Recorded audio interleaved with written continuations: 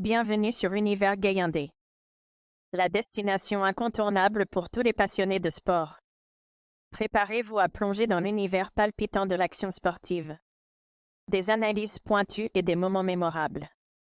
Veuillez vous abonner. Let's go! L'EM s'est imposé face à Montpellier, ce dimanche, en clôture de la 23e journée de Ligue 1, 4-1. 3 jours après avoir éliminé le Shakhtar Donetsk en Ligue Europa, l'équipe de Jean-Louis Gasset a mis fin à sa mauvaise série en championnat. L'éclaircie initiale laisse maintenant entrevoir une véritable embellie. 3 jours après avoir battu le Shakhtar Donetsk, en barrage retour de la Ligue Europa, 3-1, l'EM a dominé Montpellier, ce dimanche, en clôture de la 23e journée de Ligue 1, 4-1. 2 succès qui valident les débuts réussis de Jean-Louis Gasset sur le banc marseillais. Après avoir remplacé Gennaro Gattuso, l'ancien sélectionneur de la Côte d'Ivoire a relancé une équipe au bord de l'implosion. Face au MHSC, l'UM a pourtant très mal débuté en encaissant rapidement un but de Musa Altamari, après une grossière erreur de Samuel Gigot, 5e. Mais les coéquipiers de Paul Lopez, sauvés 2 fois par ses montants durant la rencontre, ont su trouver les ressources mentales pour renverser la situation. Iliman Ndiaye, très remuant en attaque, a égalisé en inscrivant son 3e but sous le maillot de l'EM, 31e, le premier au Vélodrome, toutes compétitions confondues. Déjà décisif contre le Shakhtar, Pierre-Emerick Aubameyang a ensuite claqué un doublé sur une offrande de Chancel Mbamba, 43e, puis en transformant un penalty obtenu par Iliman Ndiaye, 62e. Un autogol de Falaise Sako a corsé l'addition en fin de match, 82e. De quoi ravir les supporters phocéens, qui ont donné de la voix en tribune pour saluer ce début de chapitre encourageant. Avant ce week-end, les Olympiens restaient sur 6 matchs sans victoire en championnat. Les voici désormais 9e, à 5 points des places européennes. Une embellie à confirmer samedi prochain à Clermont, 21h. Avant de recevoir Villarreal, le 7 mars, en 8e de finale aller de Ligue Europe, 21h. Pour Montpellier, en revanche, la situation se complique. Les hommes de Michel Der-Zakarian, 15e, sont à égalité de points avec Lorient.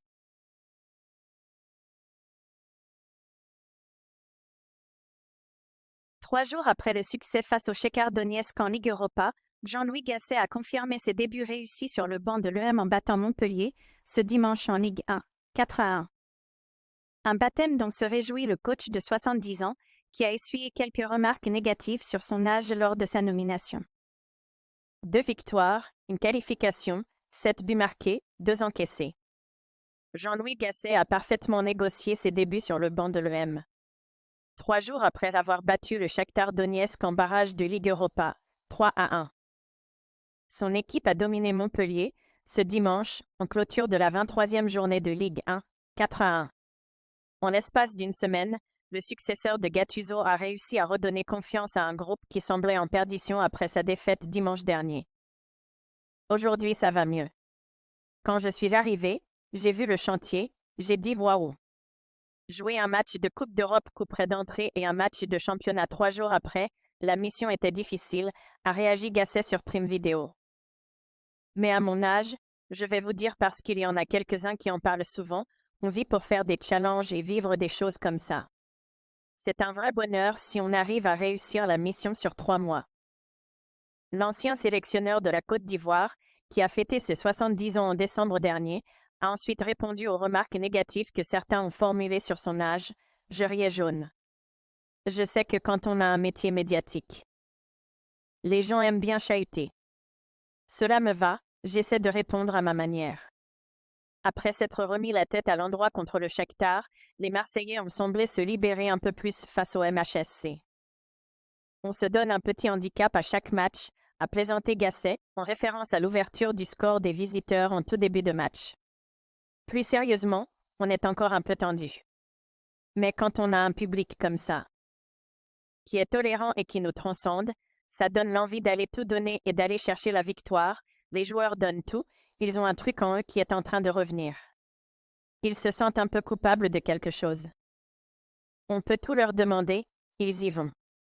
Une embellie que les coéquipiers de Pierre-Emerick Aubameyang vont maintenant tenter de confirmer à Clermont, samedi, lors de la prochaine journée de championnat, 21h.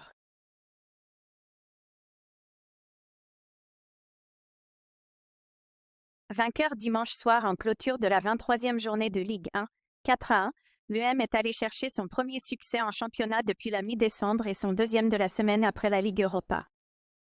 En conférence de presse, le coach olympien Jean-Louis Gasset est revenu sur comment il a tenté de remobiliser son groupe, avec succès, moins d'une semaine après être arrivé sur le banc. Un succès convaincant à domicile pour sortir la tête de l'eau. Dimanche soir, face à Montpellier, lors de la 23e journée de Ligue 1, l'UM s'est offert un peu d'air en s'imposant 4-1 au Vélodrome. Moins d'une semaine après le départ de Gennaro Gattuso. Et l'arrivée de Jean-Louis Gasset sur le banc olympien, Marseille a engrangé un nouveau succès après celui décroché jeudi en Ligue Europa contre le Shakhtar Donetsk, 3-1, le premier de l'année 2024 en championnat. S'il est encore trop tôt pour considérer que ce changement de coach a apporté véritablement un nouvel élan, toujours est-il que les premiers signes sont rassurants. En conférence de presse après la victoire face aux Héroltais, Gasset est revenu sur ce qu'il a mis en place pour remobiliser ses joueurs, après plusieurs semaines très compliquées sur le terrain. Je leur ai dit que c'était des joueurs à potentiel. Ces derniers jours, il fallait d'abord parler avec les cadres pour les remonter et ensuite parler avec les jeunes joueurs, leur dire que ce sont des joueurs d'avenir, mais ici c'est dur. Il fallait leur faire comprendre qu'ils allaient y arriver. Il y a du potentiel, mais pour s'exprimer à Marseille, au Vélodrome, devant 60 000 spectateurs, ça ne vient pas comme ça. Il faut un déclic, un petit laps de temps car ça ne vient pas comme ça et c'est ce que je leur ai dit. Le match de jeudi nous a désinhibés un peu, j'ai trouvé que la chape de plomb était un peu moins lourde sur les épaules. Peu après, en conférence de presse, Jordan Verretou donnait du crédit à son entraîneur en revenant sur le discours de vérité qu'il a eu avec ses hommes. On est des joueurs, on est les acteurs du terrain et on n'a pas le droit de faire ce qu'on a montré. Maintenant, on sait parler. Il y a un nouveau coach qui est arrivé, qui connaît très bien la Ligue 1. Qui nous met en confiance, qui nous parle beaucoup et aujourd'hui, ça nous sourit et faut continuer comme ça sur les prochains matchs.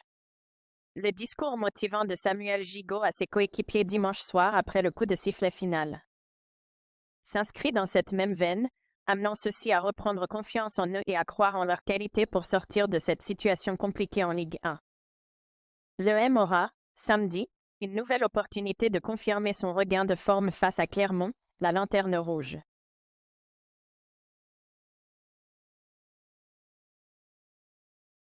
Auteur d'une prestation aboutie, le Sénégalais a inscrit son 3e but de la saison, son premier au Vélodrome. Campé sur ses épais cuisseaux, Iliman Ndiaye a jailli pour allumer Benjamin Lecomte de près et égaliser, expulsant sans doute pas mal de rage et de frustration dans cette mine, 31e. Le voilà enfin, un peu, prophète dans son pays. Avec ce premier but de la saison au Vélodrome. En répétant ce type de prestation, il va vite gagner d'autres surnoms que celui du « jongleur de la gare Saint-Charles », accolé par des supporters marseillais décidément sarcastiques. En référence à ses dribbles d'Adol, sont sur le parvis surplombant la ville. Je ne savais même pas comment célébrer, a confié ce timide de 23 ans. J'ai toujours voulu marquer dans ce stade depuis que je suis tout petit. J'espère que ce but NESERAPASLEDERNER. Ces dernières semaines, en observant ses sorties de Lyon à Brest en passant par Metz, on a pu comprendre les remarques ACID. Cette faculté à conduire son ballon en regardant ses pieds. À ne jamais centrer pour les collègues, à offrir seulement d'exposibilité crédible, duel physique pour obtenir un penalty et repiquage dans l'axe pour tenter un tir contré, cela commençait à devenir crispant.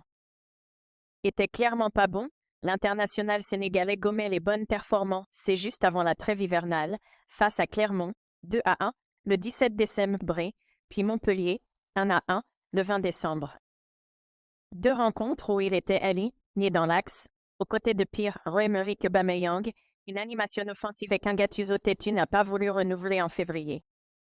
Il est beaucoup moins intéressant qu'Ismaïla Sarr, Ndiaye peut se régaler.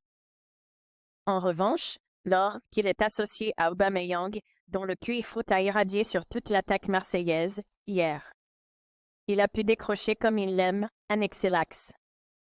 Le Gabonais n'hésitant pas à glisser sur le côté gauche pour lui faire de la place, terre des frappes et aller se frotter au costaud de l'arrière-garde Montpellier et Rennes, pas les plus habiles de L1.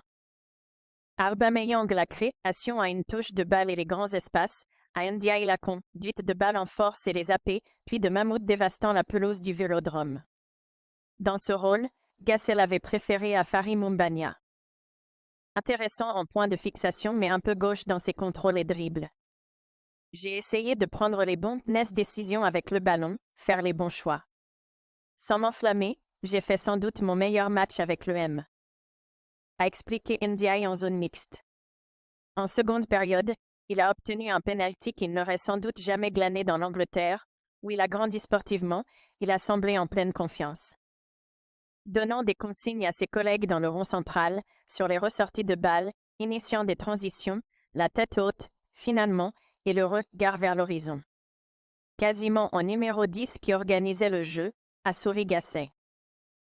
Qui a eu des mots pour s'arrêter lui, je les connais, c'est parce que j'ai travaillé en Afrique que. Il y avait du potentiel mais pour s'exprimer au Vélodrome, devant 60 000 personnes, il faut un petit laps de temps.